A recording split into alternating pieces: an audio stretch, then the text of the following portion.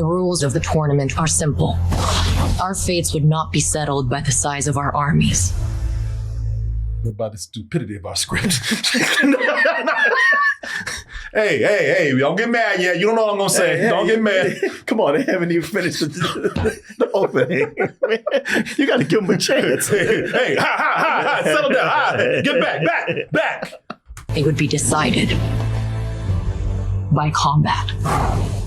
Don't really understand. I'm not some great warrior. Yeah, I know I got this big army, but you know what? We'll just fight one-on-one. Now, see, Martin, I'm going to jump on you like you did with me. Let them finish the trailer, man. Okay. Let them say what they got to say. Come on now. Okay. Just let them finish. Okay. All right. Okay. All right. I'll be live in Chicago Friday, June 19th, 10 p.m. show back at the Lincoln Lodge. And you can get your tickets by going to doubletoastedchicago.com or scanning that QR code right there. Oh, Martin, the gods must be crazy or just bored. Because it seems like they got nothing better to do than just with us. Right. Yeah, God just sitting up there. Gods. Now, I got for all you people right now. Hey, man, that's blasphemy. No, I'm talking about not just one God, all the gods, apparently. There's a lot of them who just sit around and just use us as chess pieces. Yeah, sure. You know, see, what y'all didn't know is that every few years, there's a tournament. Of all things. Of all things, Martin, there's a tournament to figure out who rules the realms. Yeah, right. Earth is a part of that realm, apparently. Yeah. I don't even think Earth knew that. No, we didn't know nothing about that, man.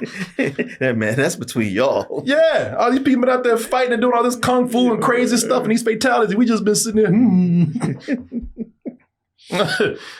I think Trump got us into this. But the big winner so far of all these tournaments and who's working on his way to Earth is this big dude right here. Looks like he's got eczema rashes on him. And this is Shao Kahn. Shao Kahn, yeah. And Shao Kahn has to probably be the dumbest dictator that I've seen, man. This fool don't know how to rule at all. No. He I mean, he's all about you getting on your knees, but after that. And don't even know what to do when you're down there. All right, get back up. Go do stuff. Yeah. Be a kingdom. Yeah, he's got to be the dumbest dictator, man. Treats his people like shit. Don't even try to get no faith or kindness or loyalty out of everybody. Just takes over and be like, you know what? Get to work. Y'all are slaves. Yeah. Damn, you don't get a day off at all. He lets his ego get in the way. He kills a guy and then goes and tells his daughter, hey, now I'm your daddy. Yeah. You don't know, ain't gonna, oh wow, not gonna be no grudge there at all. Yeah. Page from the old Thanos playbook. Yeah. How did that work out for him? Been seeing that a lot lately. Yeah. But here's the thing, man. If he gets this amulet, man, hey, there's always a MacGuffin. Everybody has to go get this thing. This thing. That's what it's like, hey, get this amulet. Amulet of what? Just an amulet. The Allspark. I mean, the amulet of power. If he gets that amulet or the whatever, that jewel or whatever, he'll be eternal, Martin. Right. And then he will be unstoppable. And after that, Martin, all will be lost. So Earth is the last realm for him to take over. And you know what? Who's going to be there to save us, man? Well, we got this washed up actor at Comic-Con. He ain't doing nothing, so he's available. Why not? Also, we got a dude, I hear that is related to somebody on this show who's got big robot arms. And some chick that can shoot sonic waves from my hands. Right, the sonic rings. Yeah, sonic rings. Yeah, man. Oh, we're in good hands. Yeah. We're going to be all right. We got those three. Yeah, and a few others. You know, we got, as I say, we got a god who wears that Asian hat, all kind of stuff, man. Well, he can shoot lightning, so that's pretty good. Well, then we're gonna be all right, man. Yeah. Because they all have to come together for Mortal Kombat II this time. And as I said, unlike last time, we have some new characters entering the arena, and a lot of people have been looking forward to a couple of these characters entering the arena because they said, hey, you know what? This is going to make this a much better movie than that last film. Is that the case? Let's go ahead and take a look at this trailer for Mortal Kombat 2, and we'll be back with our review. The rules of the tournament are simple. Our fates would not be settled by the size of our armies. What about the stupidity of our script? Hey, don't get mad yet. You don't know what I'm going to say. Don't get mad. Come on, they haven't even finished the opening. You got to give them a chance. Hey, ha, settle down. Get back. It would be decided by combat. Don't really understand. I'm not some great warrior.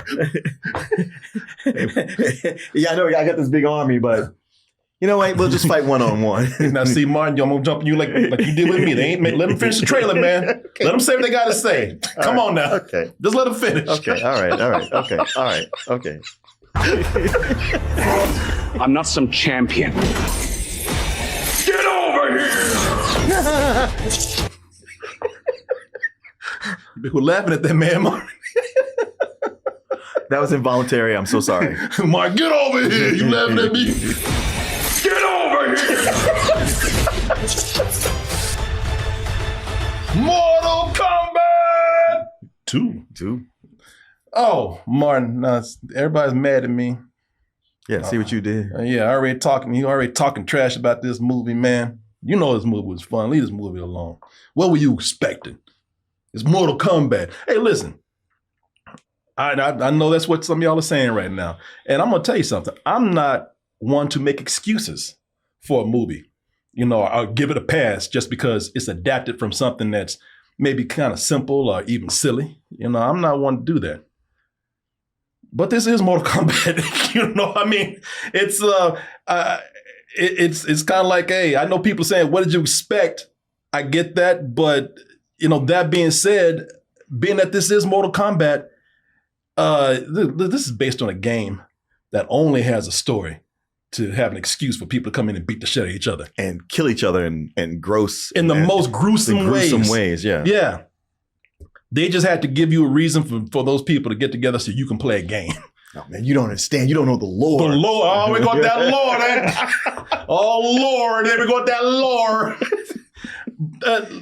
So listen, man. Like I said, I'm not going to make any excuses to say, oh, well, it's just Mortal Kombat. What did you expect? And say it's better, or to criticize it. I'm going to tell you right now, and I know I'm a little more patient with these things than you are. So I don't know how you feel about this. But given what they had to work with here, which was not much, I think the movie did a decent job at what they had. Could it be better? Yes. Look at you lying so much, you knocking your phone on. No. Yeah, your hands are betraying you. Shut up. We talked about this. Start fighting my hand. But nah, man, could it be better? Yes, it could. But I thought that the movie found the right balance between pleasing fans of the game and also being able to probably entertain casual audience members out there. I think it finally has come to this conclusion of the movie itself, because that last movie was kind of serious. I think that they, probably and awful. Yeah, I did not care for the last one. I know you didn't either. No. And I think a part of the problem with that is that it took itself a little too seriously for something that was kind of silly. Mm-hmm. With this one, I think they finally said, you know what? This is stupid. You know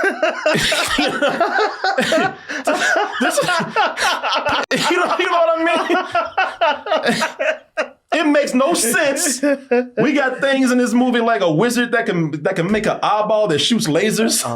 Just yeah. Here, take it. Yeah. Hey, I need an eye. Okay, now get out of here. It needs to shoot lasers. Yeah. Okay, fine. Here, laser eye. Take it.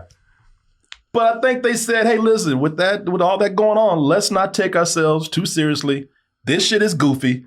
Let's have some goofy fun with it. And I thought that's what they did. And I'm gonna put this to you right now, but there are really two main reasons why I think that this one works better than the last movie and why I think it's a fun film. Mm-hmm. But, I'm eager to hear what you have to say.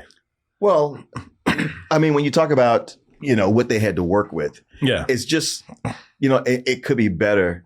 I question that in as much as it's just such a silly premise. Yeah. Yet like everything, like, somebody gives you this video game and say, make a story out of it. You would come back and go, guys, I got to put all this in here and this is what you got.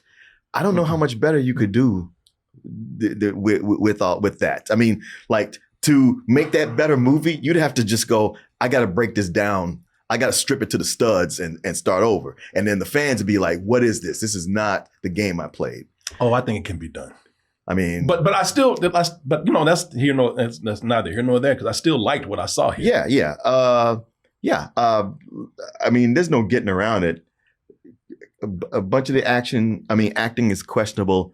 The dialogue is laughable. Matter of fact, when I saw it, even parts I wasn't laughing at, there was a group of people behind me who were laughing their ass off. Yeah. and when they try to recruit Johnny Cage, I couldn't stop laughing. I was like, that is the worst written. These are some of the worst written scenes I've ever heard. It's like, this is y'all sales pitch. They're like, yeah, it's a tournament to save the world and you got to do it. And like, the you talking about? But Raiden did lightning. Yeah, okay. but it's just so rushed. I guess they want to get to it, but they rushed through it so fast. I'm like, ain't nobody buying this. That said, I'm like you. I was like, you know what? For what it's got going on, it works as a Mortal Kombat movie. I mean, there's so many elements to it that aren't good, but I was having fun. And they took care of a major problem in that they made Johnny Cage the focus instead of Cole. Pushed him way to the background. You just notice Cole wasn't even in this trailer. Right. Yeah. Oh yeah. They were like, don't. Matter of fact, when he shows up in the movie, you're like, oh, he actually is in here. I thought you could be like, boy, what you doing here? Well, it kind of was. And his dialogue made sure to see it. Well, I ain't gonna say nothing, but he said something that's like, yeah. Mm-hmm. And it was kind of like in the movie, it was like, there, are y'all you happy? Happy? You see where we're going with this, right? Man, that if I ain't never seen dialogue telegraphed like it was then. I mean, we're going back to like World War II movies. World War II movies and the cop on his last yeah. And normally you might be like, they did them wrong, but it's not. Nah. But I think you and I are kind of the same page here, man, because so the movie opens with Katana. She was the little girl I was talking about that was adopted by Shao Kahn. Grew up to be fine as hell. Gamora, basically. Yeah, man. And it's setting up her story. Her story, possible conflict with her father, possible conflict with her best friend, her BFF right here, Jade. Katana, by the way, played by Adeline Rudolph, and Jade is played by Tati Gabrielle. I was wondering where I'd seen her before. Wasn't she in The Last of Us? She was in The Last of Us. Yeah. She's also in You, that show You. Oh, yeah. Oh, yeah. I was trying to remember what she looked like with hair. Okay. Exactly. Yeah. Because she usually, I think today she usually goes around bald. Right. Yeah. Right. But yeah, it's so, they're setting up her story. And listen, it's the same thing, man. All this heavy dialogue that don't really mean nothing. And, just when we get into the fight and everybody's taking this a little too seriously and you talking about that lore again, but is Jade in the game? Yeah. Okay. Yeah.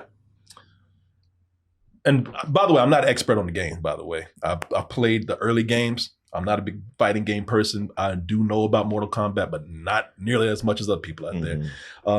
But for me, things really got going, and they got it going quick when they quickly cut to Johnny Cage, man. Carl Urban, who's been in tons of comic book movies and video game movies. So I think it's safe to say he just don't give a shit. Apparently they pay well. Sure. Yeah. And residuals and everything. Exactly. So he knows what he's doing. And he's playing one of the most popular video game characters of all time. And he's, of course, Johnny Cage in Mortal Kombat, the game, is one of the most popular characters. And, when the fun really starts when he enters, man. you know, like I said, he's already one of the most popular characters. So I thought that he would actually be in the movie more, and he's not. That's not to say he doesn't get a lot of screen time. He does. Yeah, I mean, you know, he's probably, if you had to have a main character, it's him. Yeah. But it is a thing when it spends a good amount of time on other things going on. Yeah. And during those times, I'm kind of like, so when we gonna get back to Johnny Cage? What Johnny? Johnny! Like you're getting bored with some friends. It's like, where's the funny dude at? Yeah, because, you know, listen, man, I get it. You know, the fans, they got to see these other characters too. Sure. You know, they came here to see their people. But Johnny's scenes, they steal the spotlight, man. You know, so adding him in the sequel, I think, was a good idea after you set up everybody else's moments. Yeah. Because he had been the first movie, then he would have been cut down even shorter. Yeah, that's true. And so here, having him in this film, he gets more screen time. Because I'm going to tell you, man, this would be a completely different movie without Johnny.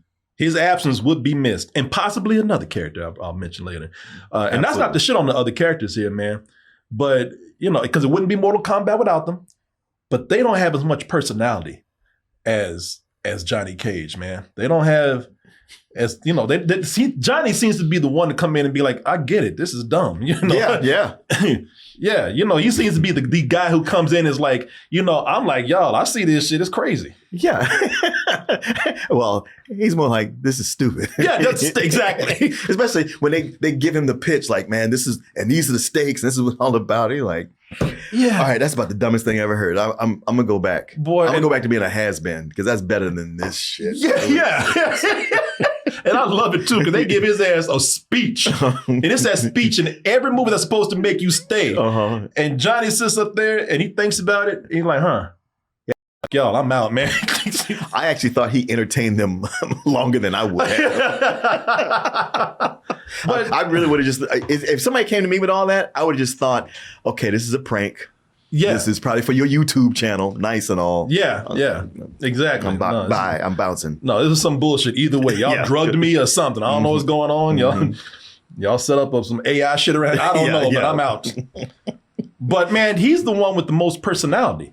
He's he's the one that like you don't love him just because he's funny. You love him because he's an actual person. Yeah, you know, because that's what it is. He's an actual person. Yeah, you know, because all the other people are either gods or bad guys who talking them damn fortune cookie speeches or monologues. Yeah, and you know, a couple of soldiers. Yeah, exactly. All the other characters who are not gods or the big bad guys, you know, they don't have much to do here except fight, man. Even that dialogue is trimmed down. You know, like and this is somebody we're talking about, not because he's related to somebody on the show, but, you know, just a character that I can actually, you know, come in and pinpoint as an example, like Macabre Brooks as Jax. Yeah. You know, him and Sonya, everybody's dialogue is cut down. Yeah, well, like in the first movie, Sonya had a lot. Yeah. And I thought Jax didn't have that much, but I was like, well, with the second movie, then he'll get to really shine. And I was like,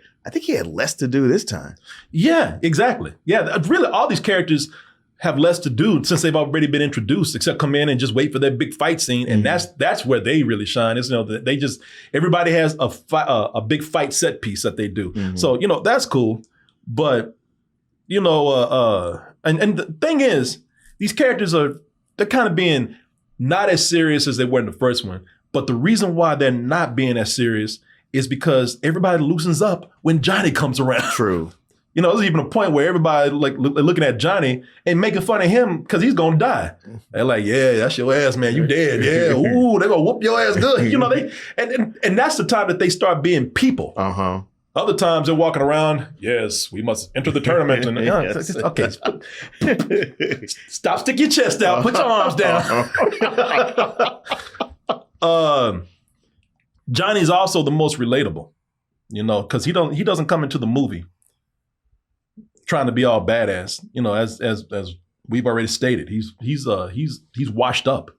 You know, like he's lost his star to all the influencers and YouTubers out there. Yeah. You know, he was an action star in the 90s. Right. And he even, mentions that the fact he was an action star in the 90s, kind of in that that Chuck Norris era or Van Damme era, Yeah. where he's like, well, stuntmen were doing this, and it's not real kung fu. That is true. And like, you know, Yeah. like those guys got ushered out once Jackie Chan and other, you know, Asian martial artists came along, and people were like, Good point. oh, this is the real shit right here. Yeah, excellent point. No, I didn't even think about that. So yeah, you know, kids today, they don't, the Johnny Who, like he can't even sign a one autograph over at a Comic-Con Yeah. or a knockoff Comic-Con. And, you know, I like that he's that he's that way, man, because he doesn't come in all badass. He's vulnerable. Mm-hmm. You know, he's a washed up actor trying to figure himself out at this point in life. And when he's brought to the tournament, you know, he's, like I said, he's giving this long speech about how, you know, this is your destiny. This is something you found in life, and, you know, and you're here for a reason. He's still Yeah, you caught me 20 years ago, maybe. They got to go back and snatch his ass. Hey, look, we asked you nicely. So. You know what? I did like that aspect of it, that it wasn't somebody talking him into it. They just grabbed him. Yeah. And you know what? And he spends most of his, because they had to grab him and make him fight, you know, adding to his vulnerability is he's relatable. Even though he's a fighter, not only is he the most human character, he's the most funny character, but he's relatable because he's treating it like if we were there, because we would be like, no, the hell with this. And even though he's a badass, some of his early scenes are spent with him running from the fight, or trying to defend himself instead of fighting back. Yeah. I mean, like he mentions, like he hasn't had a real fight in forever. The stuntmen do it, and they putting him against people who train their whole lives for this. They're putting him with people who have supernatural powers. Yeah. And he's like, he keeps telling them, I'm just an actor. Hey, how's it going, babe? Whoa, easy, all right? Let's just take a time. Boy, that New Zealand accent is fighting to get out. He spends most of the movie fighting that accent that he does other people. Is it New Zealand that he's from? Yeah, he's from New Zealand. Come out here and talk about it, okay? I really don't feel comfortable hitting a girl. Don't worry. We won't. You know, I love that he's an older, washed up actor. I thought it was, besides that accent trying to claw his way out all the time, I thought it was a great casting with Carl Urban. Yeah. I think he's good. He's good for this. I mean, he mostly felt like a discount Hugh Jackman to me the whole time. And maybe it was the accent or the leather jacket. It was that accent trying to get out. That's what it was. But yeah, no, he works. You know what? Something I thought was working against him was the score. There's a lot of times when he's talking, he's actually being humorous, but the score is playing something different. And it would just take me out. I was like, I wanted to go strangle whoever made that score. I was like, hey, man, it's okay to not play music right now. Yeah. No, I hear that. Got to give a word to our sponsor right now. The sponsor of this show that we're doing. Wouldn't be possible without our sponsors out there, Martin. We wouldn't even exist if we didn't give these people. We would just fade away. We would just drift away if we didn't give a word to our sponsor. Oh, Martin, you like the Invincible, right? Sure. Then we're giving a word out to our sponsor right now, Invincible Versus. You ever heard of this? No. Well, Martin, you don't look, because I'm here to tell you about it. Martin, Okay. Invincible Versus is a brutal, Martin. You've seen the show. Yeah. Ooh, you wait till you play the game, boy. And it's an invincible game where it's tournament quality superhero 3 versus 3 tag team gaming play that lets players play as some of their favorite characters from the Amazon show. It will launch with 18 playable characters, including Mark Grayson, Invincible himself, sir. Also, Omni-Man, Adam Eve, Rexplode, Battle Beast, Alan the Alien, and more. Martin, I see right now you slobbering. You know, you just can't wait to play this. It does look good. Well, Martin, you know what? You are in luck because Invincible is out right now on PlayStation, Xbox, and PC for just $49.99. Cheap for video games these days. Yes, very. That's a bargain, Martin. That's value. Want to thank Invincible. I'm going to say invisible. Should try again. Invincible! There you go. Versus. Want to thank Invincible Versus for sponsoring this show. Also, I want to thank all of you out there for your support. Thank you, Martin. Yeah. they're not making him too cocky here. Oh no, because that could have been annoying. Yeah. He's very aware that he's handsome, but he's also been, life has come in and beat his ass. Yeah, it's knocked him down quite a bit. He is humbled. Yeah. You know what? In any other movie, they would have had him hitting on her the whole time. Yeah. Would have came out like that, like, hey, babe, I like what you got on. And, Yeah. Yeah. But I was like, oh, they didn't do that. There was something they chose not to do. That was good. I didn't even think about that. That's true. And I'm glad they didn't do that. Yeah, I'm glad they made him a very humble character. That's just been, just life is just beating his ass down. As much as I love Johnny in this, man, Kano is still my favorite character. Dude, okay, Johnny's humorous and he's that through the movie, but Kano is funny. He's hilarious. And I don't know if this dude was ad-libbing, but I was just like, please more of him. I mean, they got a flimsy excuse to bring him back. And they even admit that, but I was so glad they did. And he's just not in it enough for me. Nah, man. He comes in later in the movie, and like I said, as much as I love Johnny, Kano is my favorite character, man. And that's the actor's Josh Lawson. And for those who don't know, he's an Australian mercenary. Been in the games for a long time. And let me make sure I ain't saying anything wrong about this. But yeah, man. Yeah, Kano is actually the character that I love the most, and I don't want to spoil anything with him. I won't see how he plays into the movie or how he comes back. But I'm gonna say this, man. I would love to see a Kano and Johnny spinoff. Right. Like Hobbs and Shaw. Like it ain't even have to be like a Mortal Kombat movie, you know? It just have them go on some adventure where they fighting monsters and shit. Yeah. Yeah, I would love to see that, man. Man, there's another character I was surprised by. Even old Baraka got a sense of humor. So Baraka's in the game? Yeah. Oh, yeah. That's a major character in the game. Yeah. Baraka with that old crazy grill right there.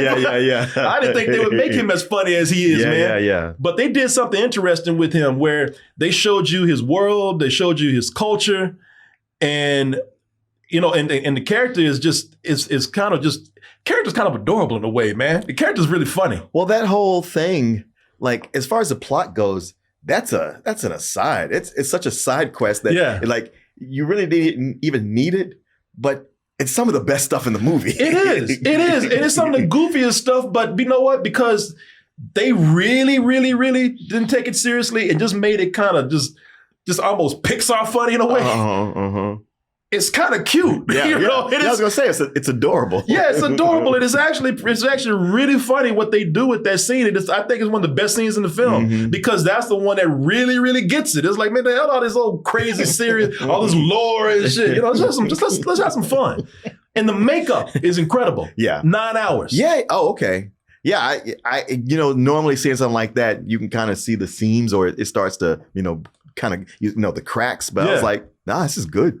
Yeah. Now I don't know how that fool was talking with no lips and everything, but I don't know how he eats it. But they show his race, and it's very interesting to see what they do with that, man. I guess world building would be the thing. Also, that actor that plays him, C.J. Bloomfield, that actor's an ex-con. I think he's an Australian ex-con, man. He's a former Hell's Angel.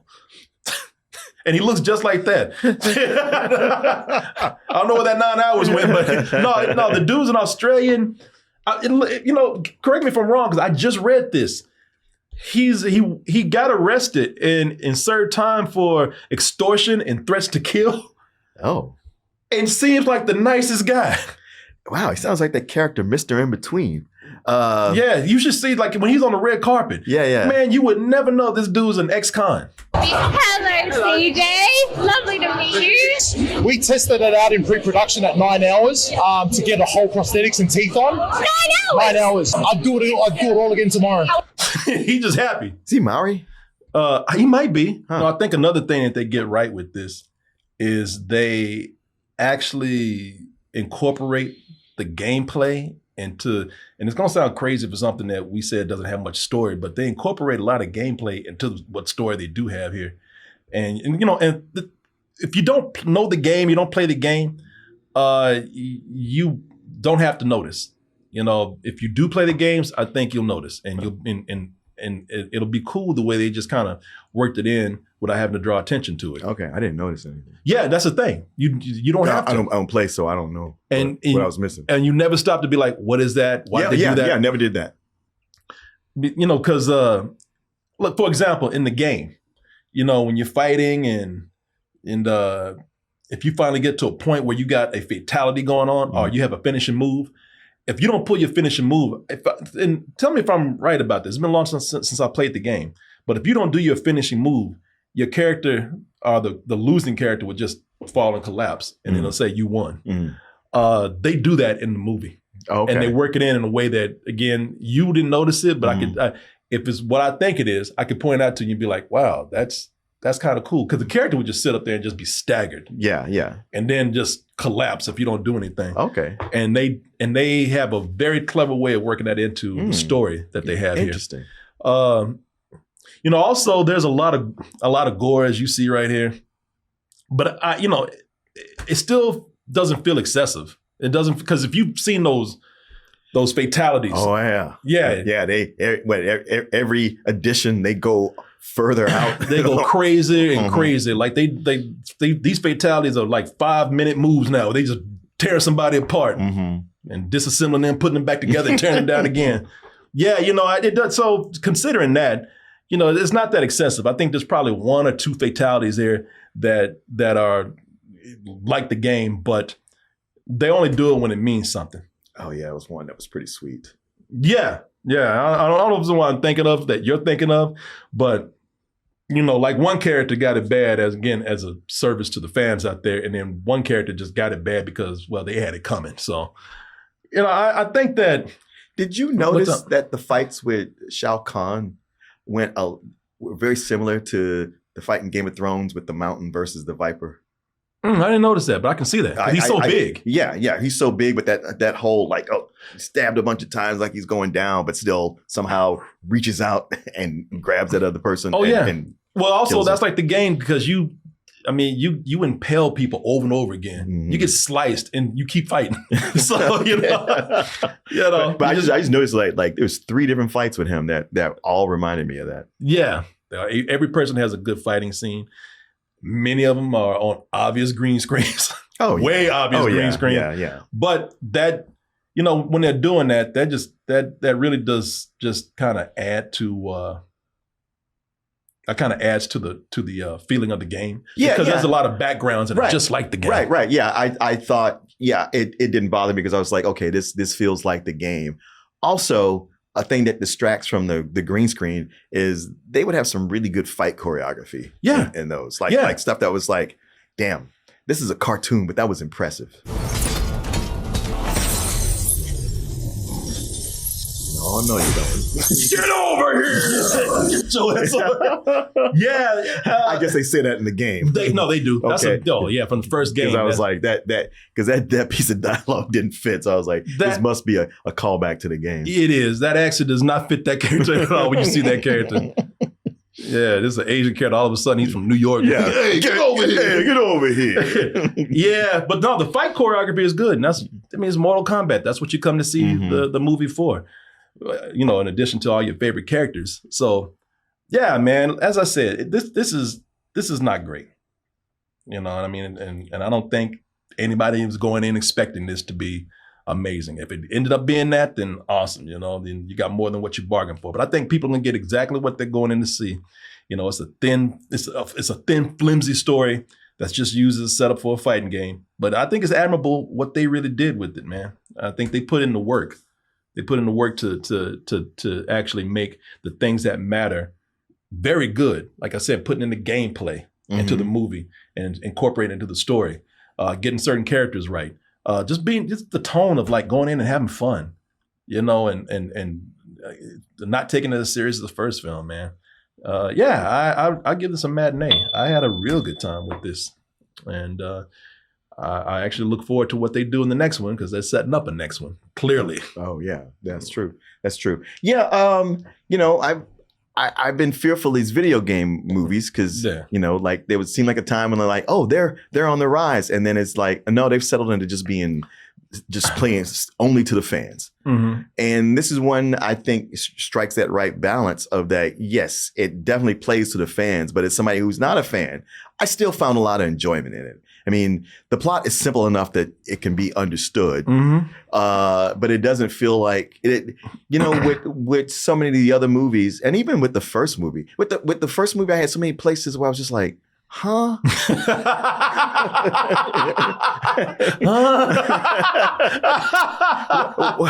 Why would you? Okay. And I didn't have that at all here. You know, it just like, yeah, I slapped my forehead from how bad the dialogue was very often, but not always.